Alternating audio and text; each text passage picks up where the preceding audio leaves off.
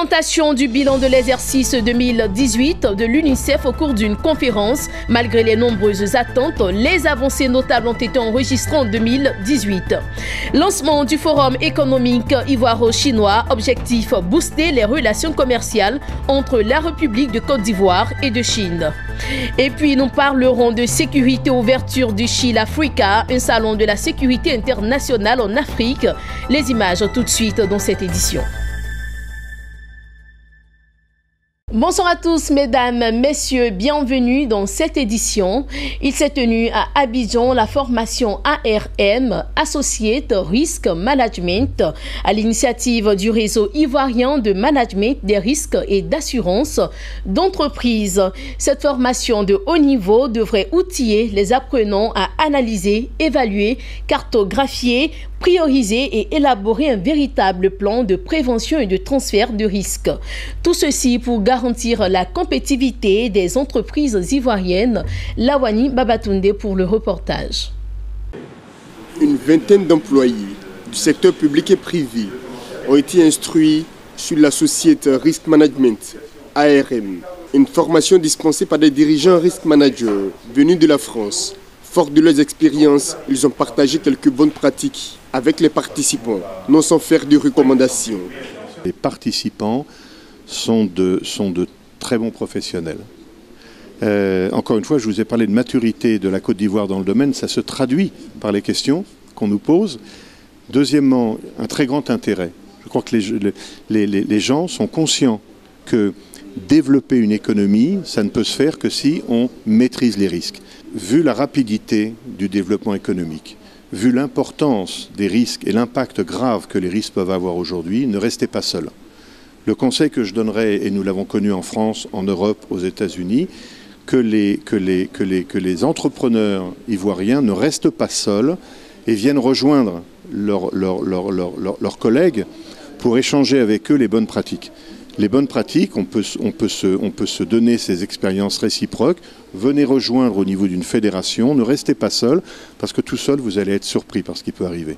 La formation ARM, la première du genre en Afrique subsaharienne, s'inscrit au programme d'activité du réseau ivoirien de management des risques et assurances d'entreprise RIMRAU pour l'année 2019. Le principal enjeu est la valorisation et la promotion du métier risk manager, un métier né au lendemain des crises successives qu'a connues la grande économie américaine au début du XXe siècle. Largement répandu dans les économies développées, il reste assez mal connu dans les organisations en Afrique. J'ai appris aujourd'hui qu'en matière de risque, il ne faut pas se focaliser sur l'unité. Il faut avoir une vue d'ensemble, retracer toutes les activités possibles, faire une cartographie. Cette formation-là nous permet de mieux appréhender ce risque-là, mieux l'appréhender, mieux le traiter et sécuriser, on va dire sécuriser nos activités. Nous pensons que la question des risques aujourd'hui en Afrique prend de plus en plus de l'importance et il y a lieu d'avoir vraiment des personnes qui soient bien formées, qui soient aguerries pour véritablement aller dans le sens du développement de nos entreprises, à l'atteinte des objectifs de nos entreprises. Le RIMRAU est l'association professionnelle des métiers du risque et des assurances en entreprise. Créée en 2016, l'une de ses missions est de promouvoir le métier auprès des entreprises, institutions et pouvoirs publics afin de mettre à leur disposition les outils et les méthodes de management et de gouvernance du risque pour une meilleure performance des entreprises. Et puis dans le domaine de la sécurité, il se tient depuis lundi 21 janvier à Abidjan la 5e édition du Salon Shield Africa, un salon qui affiche comme un événement de référence présentant une offre sécuritaire mondiale pour une Afrique plus sûre. Des solutions ont été présentées ce mardi à Cocody, École nationale de la police ivoirienne, dans les domaines terre-mer, air, pour répondre aux défis et aux besoins de sécurité des défenses du continent africain. Mon désir Nascimento. Nous sommes à Abidjan-Cocody, École nationale de police, à la 5e édition du Salon Shield Africa, le salon international de la sécurité et de la défense. Tous les professionnels de défense, de sécurité et des curieux convergent sur ce site où sont exposées des armes, mais aussi des technologies de sécurité. Ce qui frappe tout de suite le visiteur, ce sont ces expositions, matériel de guerre, chars et blindés, armes à feu, munitions, systèmes de protection anti-aérien, missiles et autres dispositifs impressionnants. Du matériel à la portée du visiteur, à qui est permis de toucher pour la circonstance et pour la première fois à une arme dans ce stand de training et de simulation sous le regard d'un instructeur. Ouais, bon, le regard, bon, au fait, c'est le respect. C'est le respect. Franchement, c'est pas du tout facile. En les voyant, tu trouves que tout est facile, pourtant c'est le contraire. Tu trouves que c'est très difficile. Parce que tu peux voir l'ennemi, mais tu penses que tu les tires, pourtant c'est le contraire. Vous avez du FAMAS, vous avez de la Minimi, de la T4, une arme anti-char, du FRF1, arme de précision. Et vous avez également du pistolet pour la défense rapprochée. Même les femmes ne s'empêchent de vivre les sensations de porter à hauteur de la poitrine l'arme à feu. Surexcitée dans la mesure où c'est la première fois que je touche à une arme. Donc il y a des sensations nouvelles qui viennent et on se demande quel serait l'impact si on avait une personne en face. 3 jours durant sur ce site de l'école de police de Cocody, 147 exposants venus de tous les continents vont offrir pour les uns leur savoir-faire et pour les autres du matériel militaire, de guerre, de dissuasion, de protection et de liaison. Ce dispositif que vous voyez est un équipement de transmission spécialement militaire conçu pour être à toute épreuve dans les tâches et les opérations des forces sur le terrain, quel que soit le lieu géographique, avec des portées jusqu'à 2000 km, et assurer un réseau de commandement depuis les chefs et les espaces de décision jusque sur le théâtre des opérations pour pouvoir exécuter et remonter aussi avec des systèmes et des canaux très sécurisés. À cette 5e édition du Child Africa, le ministre de l'Intérieur, Sidiki Diakité, a noté les avancées significatives de l'événement international de la sécurité et de la défense en Afrique qui permet aux États d'élever le niveau général de sécurité, condition sine qua non à la croissance économique. Nous savons gré au COGES et aux autres organisateurs du salon d'avoir choisi la Côte d'Ivoire et Abidjan comme le siège permanent du salon qui a lieu tous les 2 ans.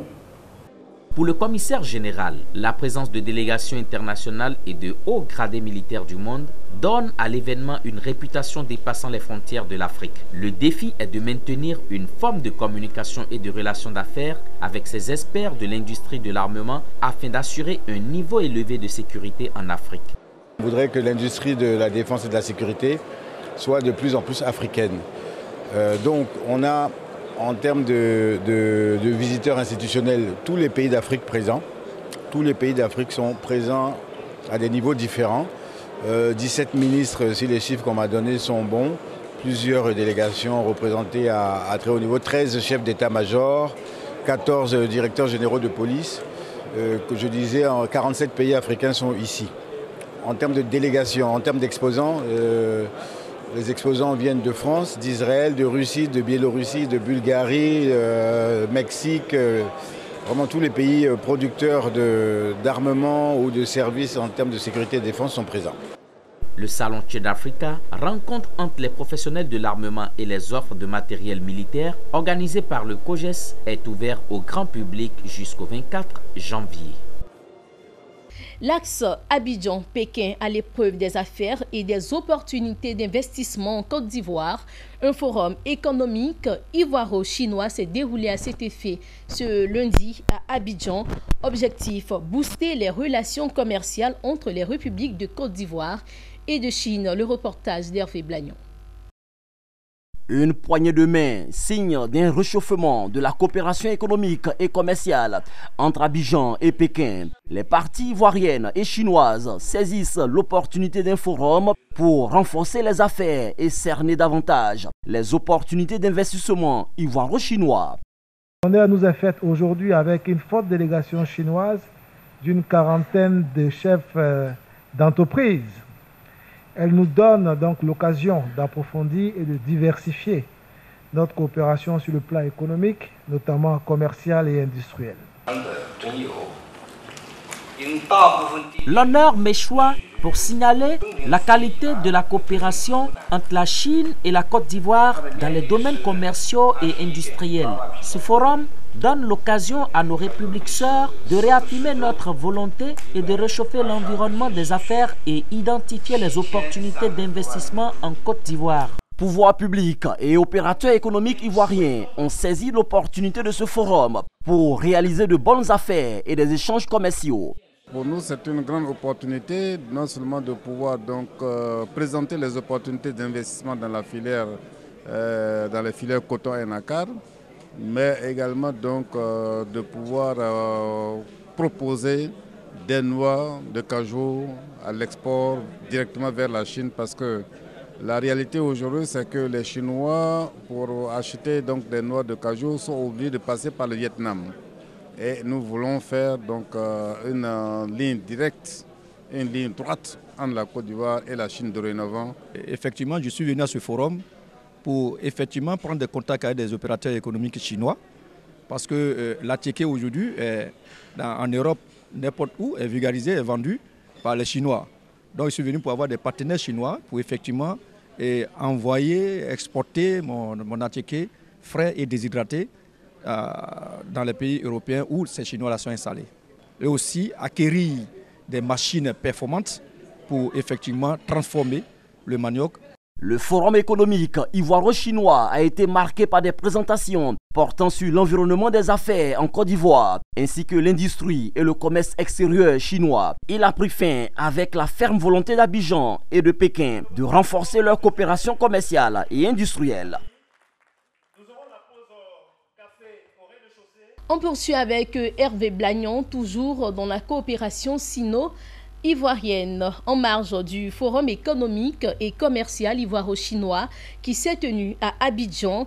Une délégation composée d'une quarantaine d'hommes d'affaires chinois a rendu visite au patronat ivoirien. Objectif, inviter les membres de la Confédération générale des entreprises de Côte d'Ivoire, CGECI, à prendre part au forum économique commercial qui se tiendra cette fois-ci en Chine, dans la province de Yunnan, du 18 au 22 juin prochain.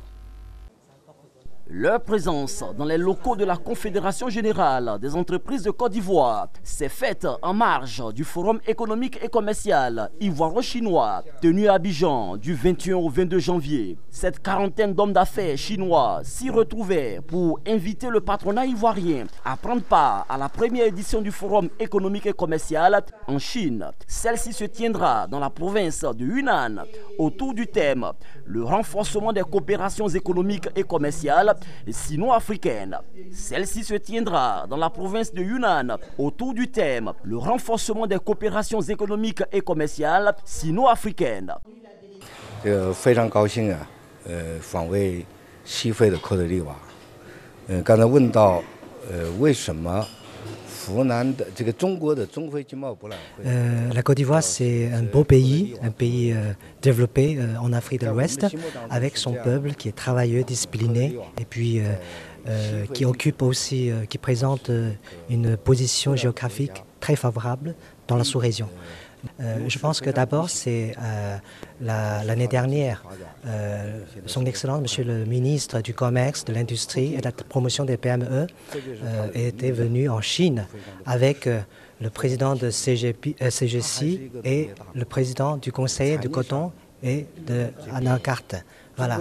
Donc, lors de leur visite, on s'était entendu que entre les deux pays, surtout entre la province de Hunan et la Côte d'Ivoire, il y aura une grande opportunité de coopération.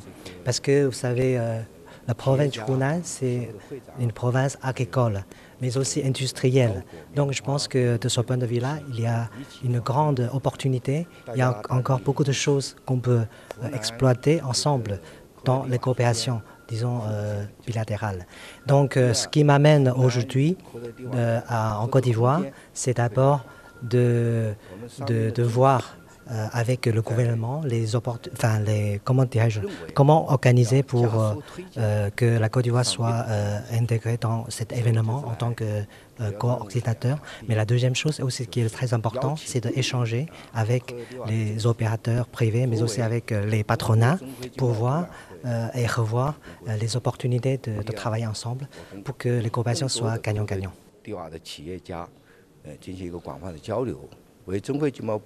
Heureux de recevoir la Côte d'Ivoire en tant qu'invité d'honneur dans la province de Yunnan, les hommes d'affaires chinois veulent faciliter les échanges commerciaux et promouvoir les investissements en terre ivoirienne. Au cours des échanges avec le patronat ivoirien, les questions sur les opportunités d'investir en Côte d'Ivoire ont été abordées. Une initiative saluée par Pierre Magne, vice-président de la CGCI.